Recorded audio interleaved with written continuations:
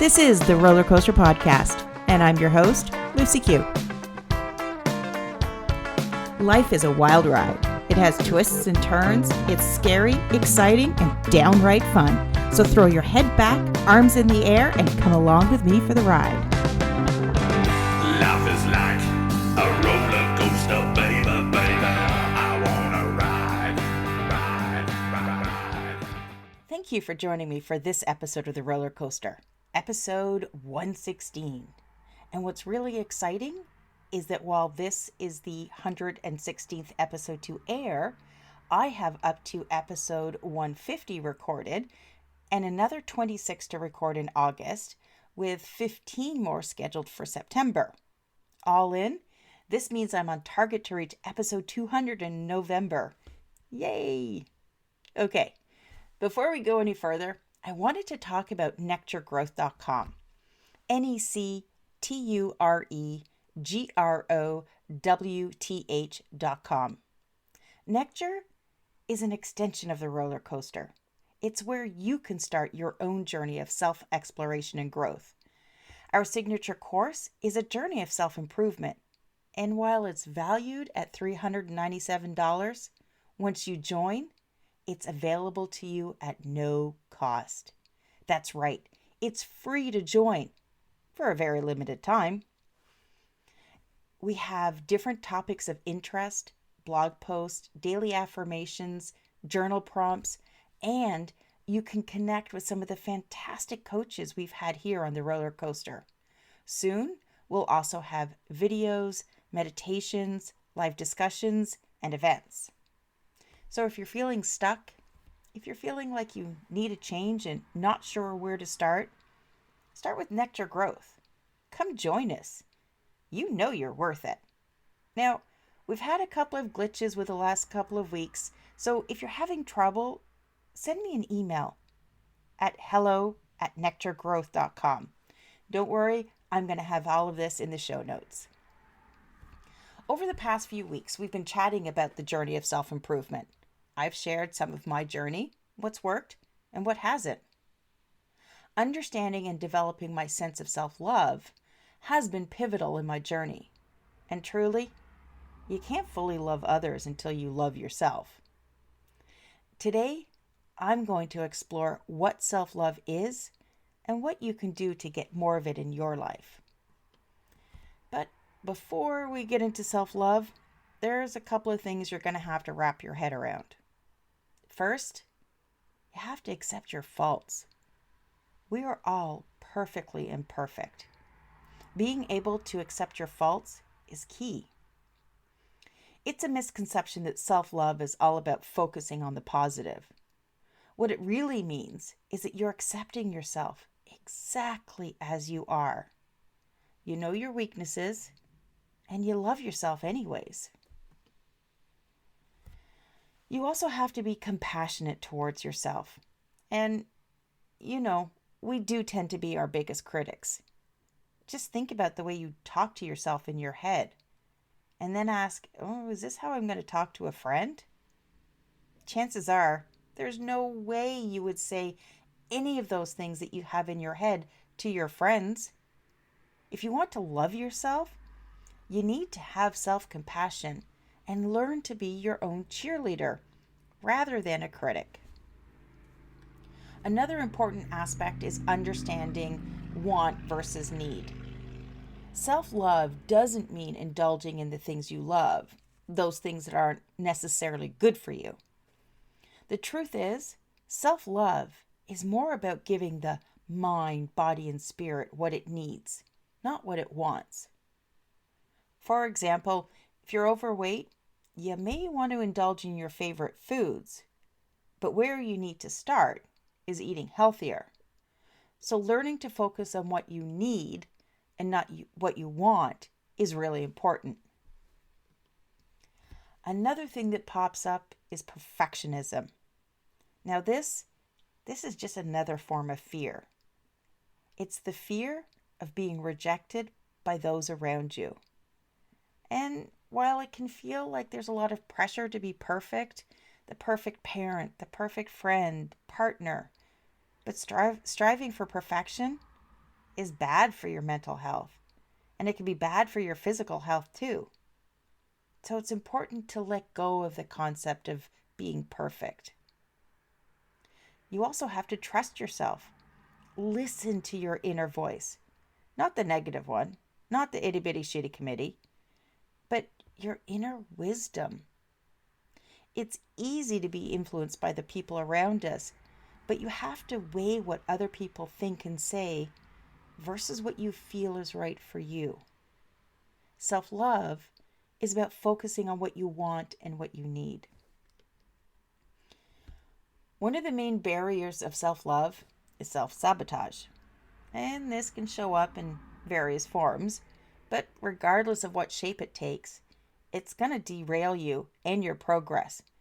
It's going to keep you stuck in your old habits. If you're struggling with self sabotage, then first you need to understand when you're doing it. A lot of the time, it can be subconscious and you don't even realize it's happening. If you have a goal and you're striving to reach it, but you never quite seem to get there, then it's probably something in your subconscious fighting you. Self-sabotage can show up as thoughts or as actions.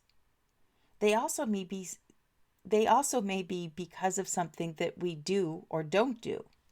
Essentially, it's self-preservation. Your mind, it's trying to protect you from a perceived negative outcome. It can also be linked to comfort. Your mind, it wants to keep you safe. Change, that can be uncomfortable. So it's going to suck you back into your old habits just to maintain that level of comfort that it craves. So now that you know a little bit more about self-sabotage and how it works, the question is, how do you stop it? Well, there's a few things that you can do to stop it in its tracks. You need to identify what your self-sabotaging habits are. And then you have to dig down and look for the cause. Once you understand why you're doing what you're doing, then you can look to create a new habit around it. I found that once I become aware of something, it's a lot easier to change it. Remember, take baby steps if you need to. It can take time, and being consistent will mean that you can start chipping away at your habits of self-sabotage. Another key part of self-love is being kind to yourself. Take care of you by doing the kind of things that you like just for you. By doing this, you're building up your sense of self-worth. And some of these things can include making time for yourself. At least 30 minutes of me time a day is ideal, but you can still get a lot of benefit from 10 to 15 minutes to read, journal, or meditate. Recognize your achievements and be your own cheerleader. Celebrate your wins, big and small. Learn to forgive yourself. You can't move forward if you're stuck in the mistakes from your past. Well, when all else fails, laugh more and focus on the positive. Now, a quick note on switching to a more positive mindset. It's not always easy, especially if you've lived in that negative mindset for a long time. To create the shift, try starting your day with positive affirmations. Something as simple as, today will be a good day.